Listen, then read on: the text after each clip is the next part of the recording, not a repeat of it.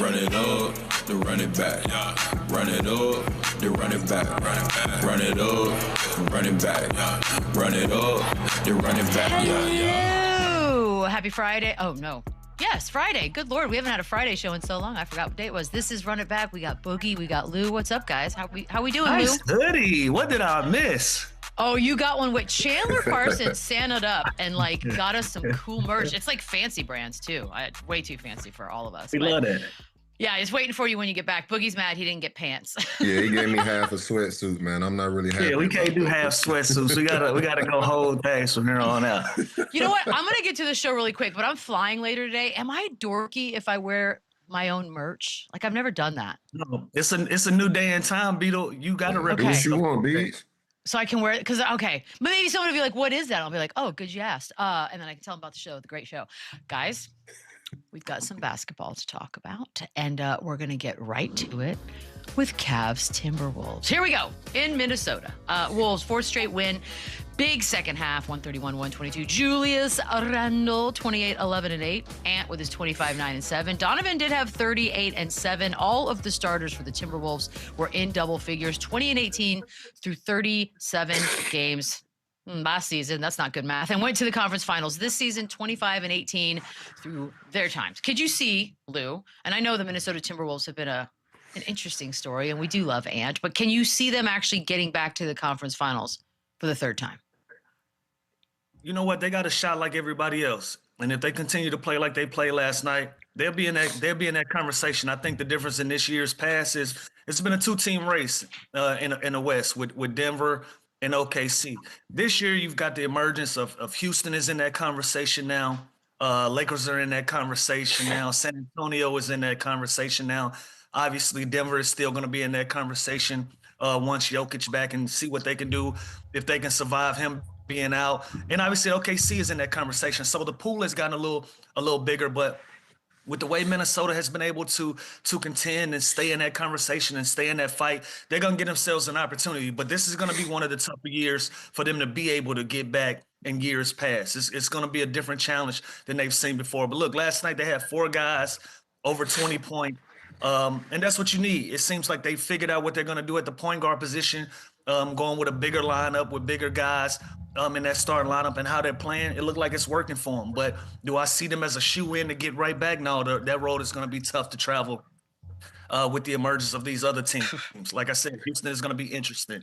OKC is obviously there. Denver is obviously still there.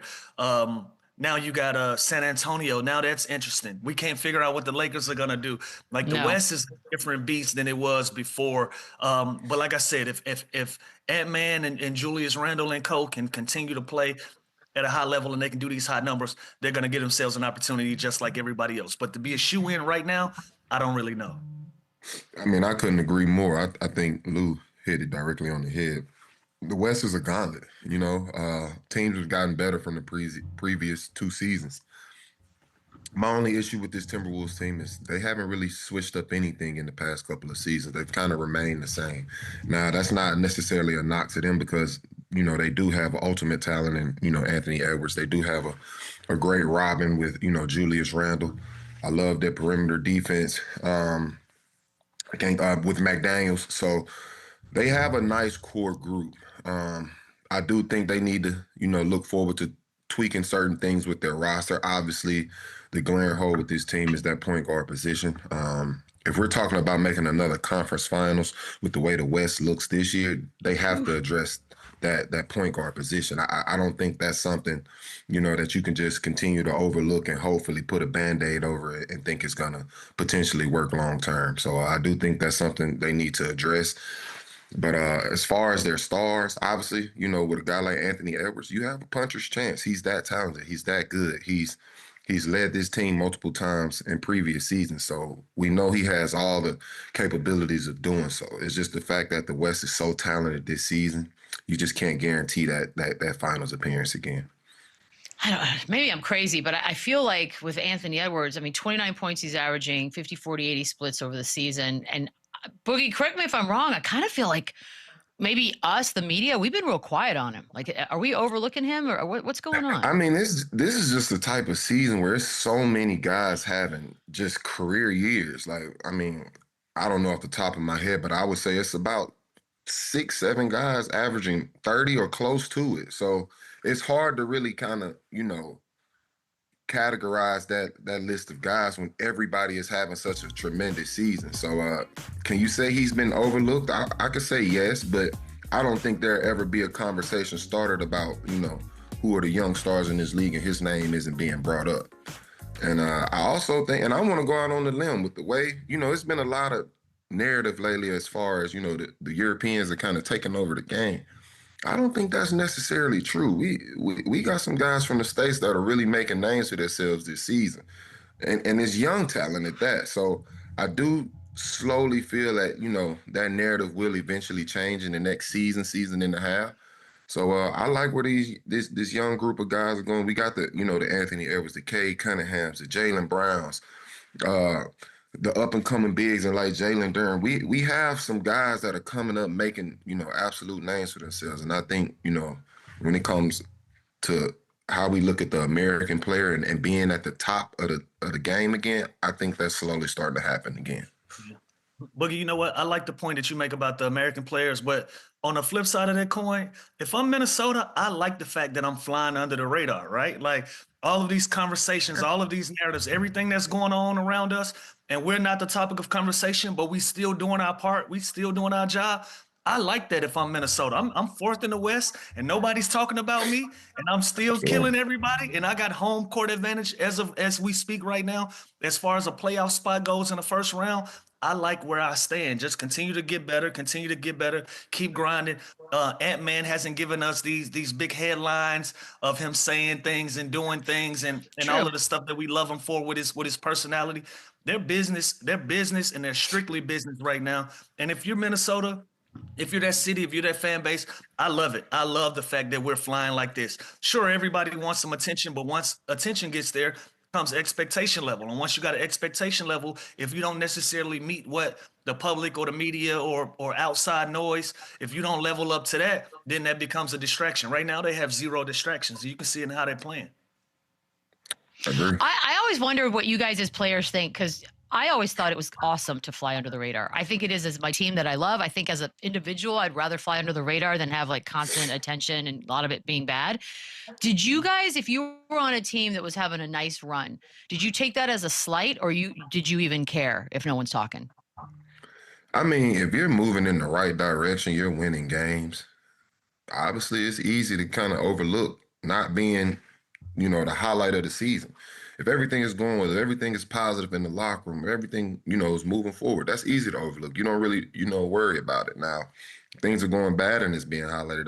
That's a whole nother, conversation. So, like Lou said, I don't think any team looks at that, as a bad thing. If you can float under the radar, win games, you're way over 500, really putting yourself in a position to be successful in the playoffs.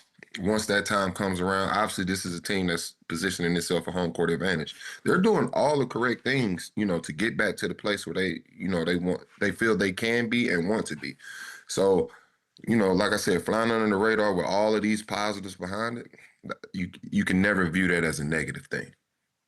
Yeah, and what you said, Beadle, it really, to me, it depends on the personality of the team. Like if you got a rock star team, we want the attention, right? Like you want to be the front runners. But if you got a team that we got some talent and we work hard and we want to kind of manage expectation levels, but we feel like we can do some damage, that's the team that you want to fly under the radar. Like when I was with the Clippers, before Kawhi and PG got there, we weren't considered a highly touted team, but we knew we had talent. We knew we had SGA. I was in a run at that point. Trez was in a run. We had a lot of guys playing really good basketball. Danilo Gallinari was in a run, but we didn't want the attention because we knew with that came an expectation level, right? So we wanted to fly under the radar. Then once you add a Paul George and a Kawhi Leonard, you can't afford to go under the radar no more. So now you kind of got to step into that light. You got to step into what the expectation level is, and you got to stand in front of the bright light. So it really all comes down to the personality of the group and what's expected of you outside of your locker room. I think that's all a good segue too, because now we'll turn it over to Cleveland. We all were here last year. We all sort of went through that journey with them. It was a crazy ride. Not sure what we're going to talk about here with them now because things have changed, but Donovan Mitchell has not. He's got career highs right now in scoring efficiency, and they are right now a play-in team. There's going to be a lot of, are we wasting his best year ever talk out there, Lou? Do you think that the Cavs are? You got the coach. I mean, listen, you got the coach of the year. You got 2 all-star teammates. You got a great fan base. You, as an individual talent, are one of the best shooting guards in the league.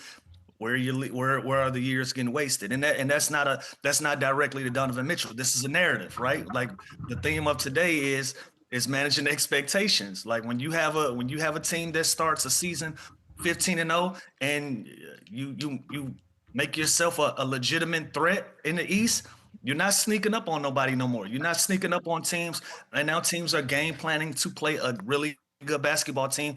And this year they haven't responded to it in the way that they have in the past. But all of the pieces are there. They've dealt with some injuries, sure, but what team doesn't, right? You look around the league, what team doesn't have some adversity when it comes to health and guys being available? Cleveland had one of the deepest basketball teams, but the difference between last season and this season, everybody knows you're coming. Everybody knows this is a good basketball team, and we're preparing to play a good basketball team. So Cleveland just hasn't responded well to getting hit with everybody's best shot that they have when they play the Cleveland Cavaliers. So as far as a conversation about wasting his best years, if anything, they've put him in a great position to maximize his years, and they just haven't met the level of expectation. So that's not a dig on Donovan Mitchell. Collectively as a group, they just got to play better basketball. I agree, man. Lou, you own it today. Like you can't look at this situation. Yeah, he's been chilling. You can't look at this situation Donovan Mitchell is in and think, you know, they haven't surrounded him with a team or organization that's trying to actually compete. They've done everything correct, and for me, you just can't go from the top of the mountaintop to one of the worst teams in the league the exact next season. So I think this is on the guys in the locker room. Do I think they have some things to figure out with their roster? Absolutely. The combination of Darius Garland and Donovan Mitchell is just not going to work. It's a small, it's a small backcourt as far as, you know, Donovan Mitchell being 6'3", Garland. I mean, let's give him 6'1". That's just not, and it's 2 ball dominant guards. It's not really a recipe that's going to work long term. And I do think Cleveland is starting to see that, and that's something they will have to figure out moving forward. But as far as, you know, putting him in a position to succeed, I think they've done everything they can. This is just, and obviously, you know, Donovan Mitchell has stepped up even more from the previous season. But, you know, now you got to start looking at the guys, you know, around you. Are you getting their best efforts every night? Have they developed from the previous season? Have they gotten better? Are they even built to handle, you know, this type of season? Because like Lou said, everybody's now giving you their best shot. You being the #1 team in the East last season and winning so many games, everybody in the East is looking at you as their Super Bowl this season. And they just haven't been able to reach that level of tenacity, and they haven't been able to, you know, reach that standard that they had the previous season. So I have to disagree. I think they've done everything. It's just this team is underachieving this season. Yeah, It's like so what do frustrating. they correct? Like I look at your roster, you got shooting, you got playmaking, you got rim protection, you got a big that can hoop, you got bench scoring, you got guys that can play, you have a coach And that you got knows good coaching. you got good coaching. They spent the money, you got the most expensive roster in the league. Like where do you That's crazy. where are what the more correct- I would have, by the way, what I more would can have we known do? that. I think I would have lost that bet. If you said who's got the most expensive roster, I don't think I would have guessed that one. Huh. So listen, the crazy. money's been spent, the effort is there. They check all of the boxes. But again, when it comes to around the league, everybody knows that the Cleveland Cavaliers are a good basketball team now. So from the Washington Wizards all the way down to the Detroit Pistons, you're going to get everybody's best shot every single night. And like we said, they haven't been able to withstand the pressure of that. So yeah, we the roster is what it is. The salary cap rules are what they are. So you know, whether they move any of their top 4 guys remains to be seen. there's a lot of talk. It seems like now 2 seasons in a row, Darius Garland. Boogie, they got to move one. And I don't know if you want this stat, but they are outscored by about 29 points when Jared Allen and Garland are on the floor together. I feel like I'm sort of swaying you in one direction there, and that's cheating. But you're moving one of the 4. What's happening? I mean, I think the obvious is figuring out that guard situation. So for me, Darius Garland would be that first option. And this is no knock to Darius Garland. It's just not a good fit. Donovan Mitchell needs the ball in his hands to be Donovan Mitchell. So that takes away from Darius Garland and him playing his best basketball and vice versa. So I think it would be best for both sides. Obviously, Darius Garland can find another situation to where he can play his best brand of basketball and he could be the point guard that he wants to be and potentially can be. So, and then it also allows, Donovan to be the best version of himself. So for me, that's the glaring issue. And, obviously with Jared Allen, I'm sure it's plenty of value that comes behind him. So I do think you can make something happen with that. And I spoke on it yesterday. As far as any team in the East, everybody should be on Dallas's phone line looking at Anthony Davis. If I'm Cleveland, I'm looking at Anthony Davis. This is such a glaring stat. If your big man is attached to a stat like this and you're being outscored by 29, that's a pretty obvious answer to me. Like, let's get on the phone with Anthony Davis and see if we can make something happen. Wait, hold on. I got to stop you. Because like Lou just said it again last night, the grimace and the herd and the... It's a sexy name, but in reality, it feels like every night you're just on pins and needles waiting for the moment where ouchies happen. Do you really want that? That's fine, but we can also look at it as a way of this is a champion. He's done it. He knows what it takes to be a champion. You got to be available though. Injuries are a part of the game, regardless if we like it or not.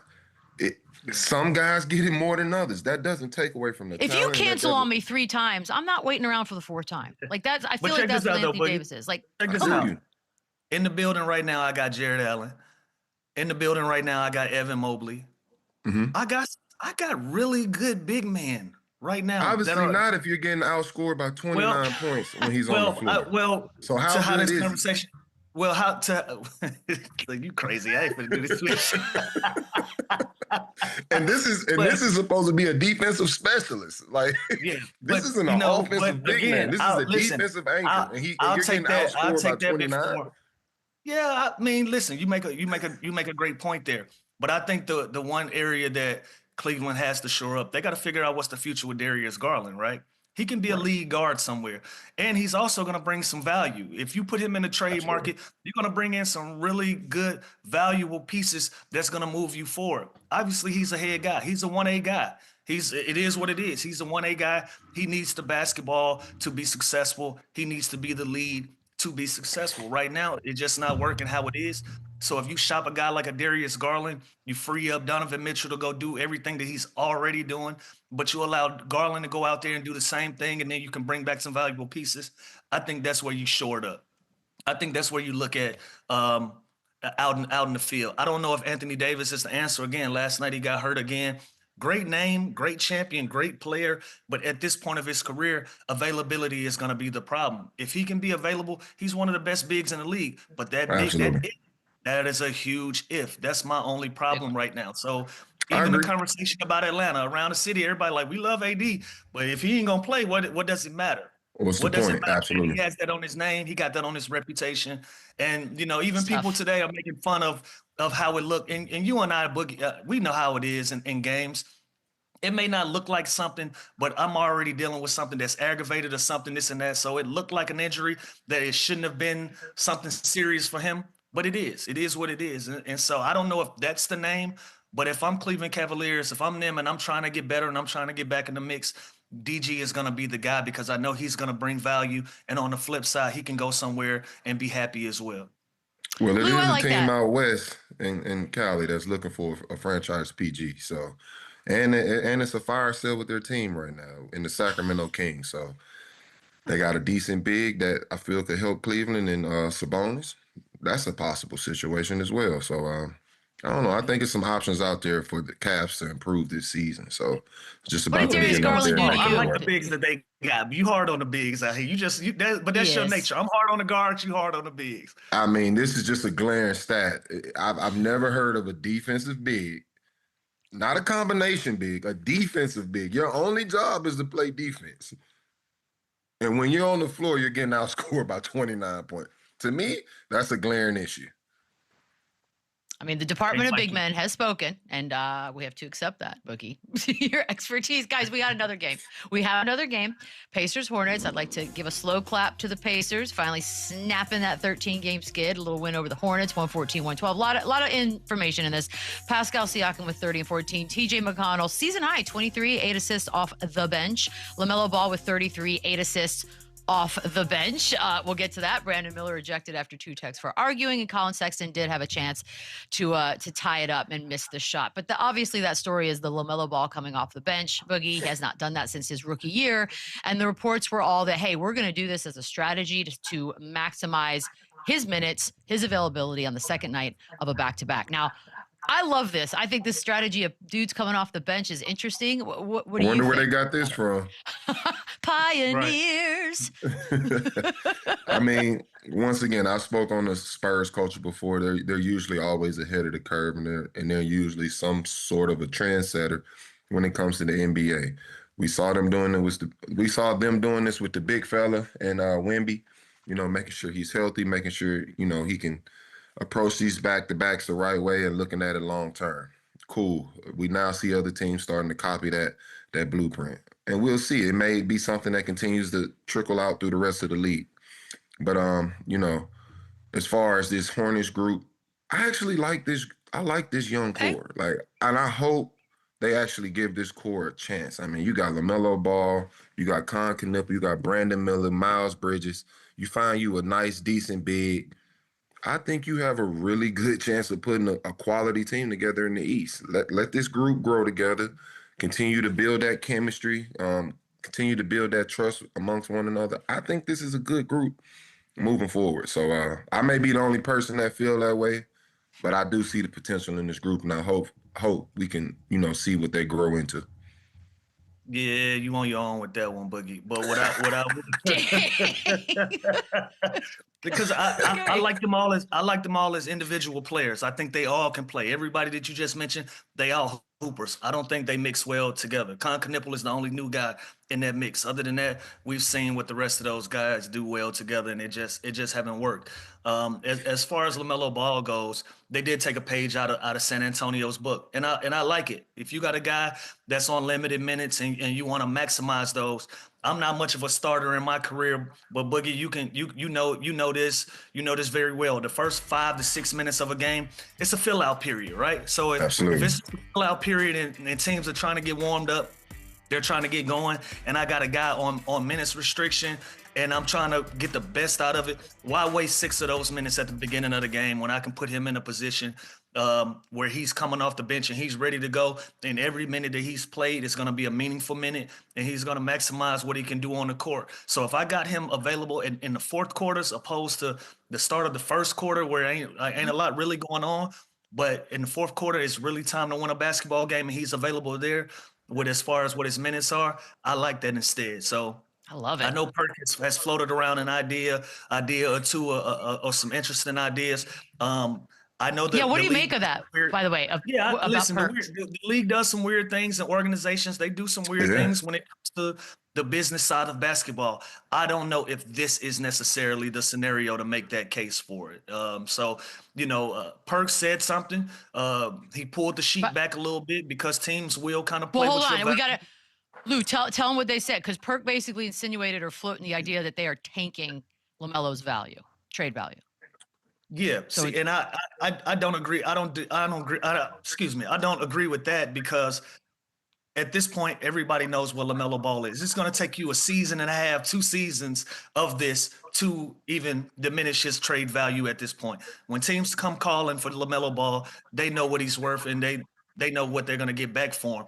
And so I don't think they're fooling nobody or tricking anybody as far as who LaMelo Ball is. But right now, while his minute situation is a little tricky, if I can maximize it this way, he had 33 and 8 coming off the bench. If I can maximize and get this out of him, or I'm on second games of back-to-backs, then it's something that I'll do. And if I can be successful, fell short last night, but if I can be successful in this moving forward, it's something I look at and it's something I do.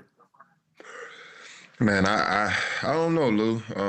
I don't think that's.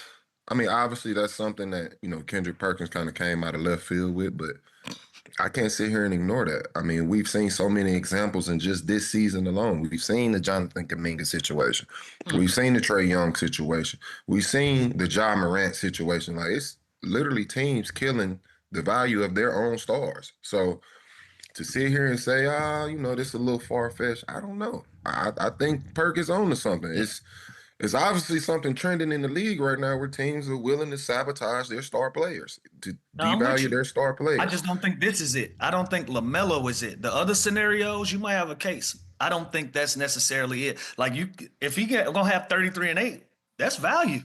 That's still LaMelo Ball. I mean, we that just watched the like guy good. averaging 20 and 10 get traded for nothing. Like, like I said, I don't know. But we can't lump them up because different scenarios, different plays. Like, this isn't LaMelo Ball's 8th year at a franchise. Let's compare them. We talking about two value. Bad organizations. Right? We talking about value. Yeah, but completely different players, completely different scenarios individually when it comes to them. Organization-wise, cool.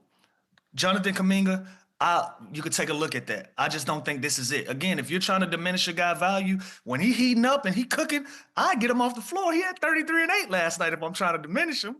I mean, he averaging 28 minutes a game. That's not necessarily given. 27 last night. But he has a minutes issue. There is a minutes issue. Like, he's not going to play. He's averaging 28 on the season. Right. And 27, and he played 27. You feel like you he should play. You can't tell me that's them protecting him from injury. Like I said, I feel like what Perk is saying is some truth in it. We're watching it happen over and over again. Yeah, you don't I can't subscribe to it. If I'm trying to diminish your value and I still let you stay on the floor, listen. So if you can do 33 and 8 in 27 minutes, then let me see what you do in 19. Then. So I don't know. It looked like he was in the game when it was winning time. They were trying to go win a basketball game. So I don't know. It sounds great for other scenarios. I don't think this is the scenario for LaMelo Ball. That's all I think. We're gonna have to keep a close eye on this situation. Yeah. We'll monitor it, you guys. We'll keep monitoring. That's the big word. Pacers side, Rick Carlisle. It took a minute. Finally got to that 1,000th career win, goes along with his title in his 2011 with the Mavs. He's the 11th head coach in NBA history to get to 1,000. It's got to suck when you're on a 13-14 losing streak. You're like, I just want to get the 1,000. Where is he, Lou, on your list of coaches? He's in a mix. Obviously you got your. What is in the mix? Of course, he's in the mix. in the mix. When you ask me my favorite coaches, a lot of the greats, I never played for any of them. So that's fair. That is fair. I can only just talk about their legacies. The Phil Jacksons and the Pops of the world, and all of these guys. Man, I never played for them. I've only competed against them. Like, I never played against Pat Riley.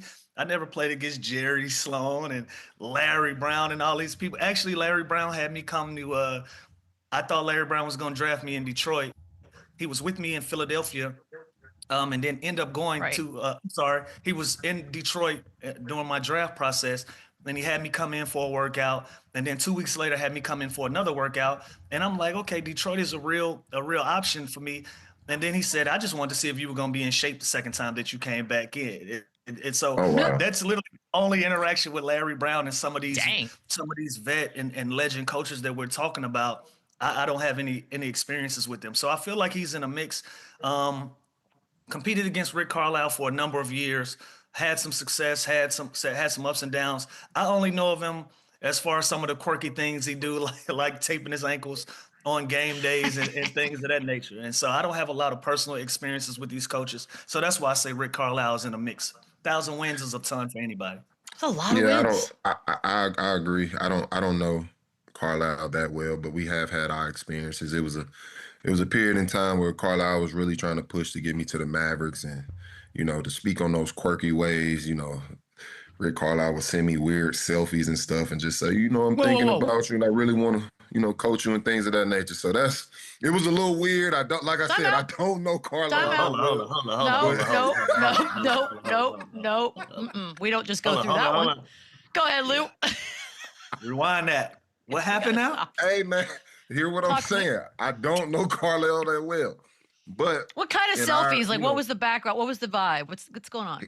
It was basically, I don't know what his vibe was. Because I be sending people selfies. There's a message. Hey, like I said, I'm speaking on what Lou said when it came to I ain't never sent my kids a selfie. Anybody got a selfie out of me, I like them. Right. Like you said, his quirky ways, I don't know him that well, but I do know he was very interested in me joining Dallas at some point. He told me time and time again that, he would love the opportunity to coach me. As far as the selfies, I don't know what that shit was. How did you respond? Like, what was he like in a gym? Like, you hey, said buddy, that I respond? I actually didn't. Like, I left him more red because I don't know how to respond to that. But a heart, just a heart as far as his legacy as a coach, I mean, obviously, he's well respected in this league. He's a championship coach. Obviously, he's one of 11 coaches to make 1,000 career wins. So obviously, he's one of those guys in this league. He's a legendary coach. He's been to the top. He's won championships. I think his resume speaks for itself. Glad he's able to reach this milestone. I'm sure it's a bright spot in a rough season from going from a finals run to the worst team in the league. So this is definitely a bright spot, probably personally just for him. But, like I said, kudos to him, and he's a well-respected coach in this league. And listen, you know what else? I said I didn't play or have any experiences with any of these coaches with 1,000 wins. I told a story. Doc Rivers, my guy. Shout out to Doc. Yep. I feel like you definitely played Jerry Sloan at some point, too. What about George Karl? I think I played against Jerry Sloan early in my career, in the early probably between my rookie year and my fourth year is kind of when he got out of there. That Darren Williams era. So, yeah, I definitely competed. I was about to say, I feel like I played against Jerry Sloan. So I know you did. Yeah, I competed against Sloan, Adelman. I don't even want to say his name. Pop, obviously. But yeah, Mr. Phil. Who? What name? Did I play against Phil Jackson? When did Phil Jackson retire? Oh, no, I ain't getting spicy out here with you today, man. Listen, is it the name I just said? I know it's the name I just said. Why am I even trying? By the way, Boogie, if you think when we get back in studio, we're not asking more questions. Yeah, we are. There's more selfie stuff coming. We're going to take a quick we'll run it back on the other side. We'll talk more games. Oh, wow. Mavs Jazz. All right, so the Jazz were on a 5-game losing skid, and this was a nice win. 116-114. Larry Markkinen, 33-7. Keontae George with his 19-7. Cooper Flagg at 25-10-8. But it's the win for the Jazz that is big. And I will say this: that their vibes, despite what their record may or not, they're fun. They like each other. This is kind of fun. The duo of George and Markkinen, however, maybe we don't give them enough love, Lou. Maybe we're not watching enough Jazz games. I don't know. But they are fun to watch. We really aren't. We're not. And they've beaten some good teams. Yeah. Like they are scrappy. Listen, I really like Keontae George's game. He shoot anything, and some of it I'm like, what the hell? And he cashes it out. He's a hard shot taker and a hard shot maker, and I love his game. I love what he's building. I love what Laurie has been able to do in Utah and reemerging out there. These two guys, if you can keep them together, put some real pieces around them. They got some other young talent in Utah. I'm sure they're going to evaluate and see if they can add to this mix. But if you can really put some pieces around them, you got to look out for Utah, man. These cats are still young. Obviously, Keontae is younger. If you can get these guys to really go and keep them together, put some real veteran leadership around them and give them a real opportunity, I think they can make some noise out of Utah for sure. I agree. Keontae George, man, I've been looking forward to having a chance to speak about this kid. He's been a star his whole career, even dating back to his days at Baylor. The kid just got it. He plays with so much joy. The pace that he plays at such a young age, it's like a veteran pace. You never see him really rattled. He plays with a huge smile on his face. I love everything about this kid. I think he's a star, a superstar in the making. Obviously, that comes with, more success in the league, bringing in more wins, and obviously making some sort of a playoff run. But this is a for sure bona fide star in the making. I love everything about his game. And obviously, Larry Markkinen is a star itself. It's been rumors about, if he'll be moved or if he'll join another type situation. Regardless, I think any situation he ends up in, he's gonna remain where he's at, and that's a star himself. So they do have a nice young core of talent, but it hasn't really been much said about what their plans are moving forward. Obviously, they have a young stud in Ace Bailey, who I think would fit in well with this group.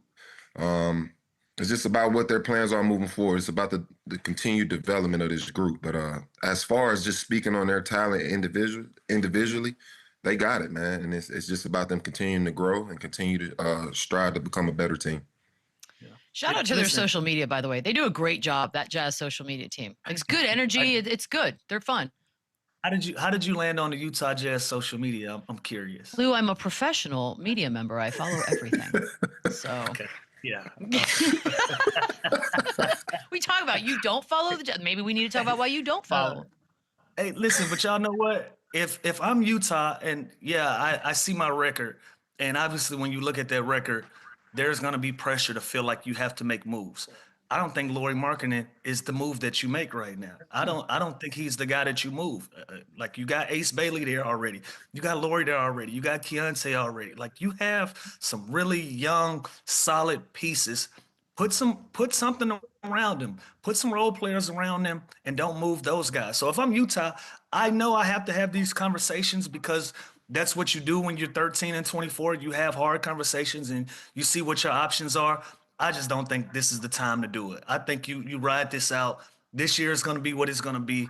Be in the free agent market. Look at some things at the trade deadline. Look at some things in free agency in the summertime. But I don't think this is the guy that you move. I think you go out and you go get some reputable pieces and put it around this young talent. I mean, but are they on the same timeline? And I'm not disagreeing. I'm just more so questioning. Are they on the so-called same timeline? I mean, I'm not. Off the top of my head, I'm not sure how many years Lauri Markkanen has been in the league. He's 28, but I don't know. Yeah. See, that's a huge gap to me as far as blending him. He's still young, but it's still a huge. By the time these young guys develop, we're talking 31, 32. Be in his prime. So not that long. If he's 20, Keontae George he's 28. He's 22. Second year. He's a second-year player. Give it 2 years. Yeah, so usually 4th, 5th year, that's when you really start turning the corner. So we talking about a 24-year-old on the same timeline as a 30-year-old. That's perfect. I don't know. Yeah, what's wrong with that? It's a lot wrong with it. it's a lot. My thing is, if I'm Utah and I have an opportunity to get assets from a Lauri Markkanen, I think I do that based off where the timelines match up. You got Ace Bailey. He's 19. In 2 more years, they're just not on the same timeline as far as, this team growing. No, I think they still in pocket. 2 years from now, you still got a 30-year-old Lauri. That's everybody says from 28 to 33. That's your prime. That's. But does Lauri want to go and play with a 21-year-old thinking he has a chance? Now that's a different conversation. But that's what I'm saying. They're not on the same time. If you're the Utah Jazz, you don't do it. Now, if you're Lauri and you like, hey, I ain't got time for this development. That's a completely different conversation we having for sure. Exactly. So, speaking of old dudes and young dudes, Kevin Love did play 24 minutes last night. He had 10 points, and I just love that he's still out there doing this. Cooper Flagg, we got to talk a little bit about him. 2 assists shy of his first triple-double. He's almost there. But he does join Jokic and Jalen Johnson as the only players right now on the team leading their teams in points, rebounds, and assists. Boogie, I know how much you love to do top 25s of things. So is he already a top 25 player in this league? No. Let's stop. Let's. No, I'm not doing it either. Let's slow our roll. Let's slow roll it. Like, no. He's an extreme talent. He's also an 18-year-old rookie. So me saying no isn't a diss to him or his development or anything like that. The league is so talented right now to sit here and say an 18-year-old rookie is a top 25 player in the league. That's just a flat-out lie. Thank you. I have all the confidence in the world that he will end up being a top. Yeah, I have all the confidence in the world that he will be a top. We gotta make T-shirts. That's the new merch right there. Flat out lie. I like the new merch. Okay, fair enough.